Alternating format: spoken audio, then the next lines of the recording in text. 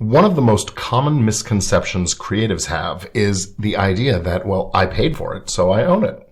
I get it. Ownership usually does go along with a transaction, a purchase transaction anyway.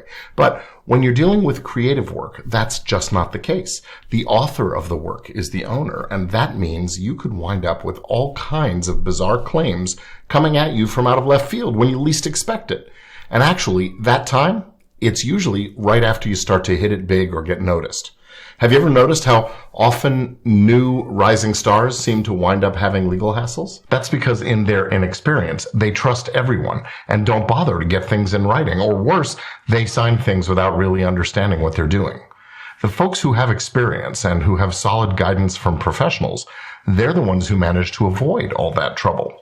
You see, the right way to do things is to make sure that everyone, yes, I mean everyone who comes in contact with your project has a written contract that outlines their and your rights, obligations, compensation, and so on.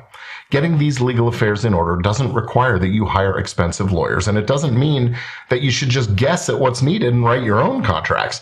Now it's easier than ever to access affordable information and tools that will help you get everything done the right way. Making media without crossing the legal T's and dotting the business I's is a little like driving without auto insurance. Sure, nobody ever expects to have a wreck, but when they do, it can be a real disaster. So, do you want to keep operating on blind trust and faith that nothing will ever go wrong? Or would you like to feel confident that you've covered all your bases? Learn how. Grab my Podcaster's Legal and Business Checklist at podcasterchecklist.com.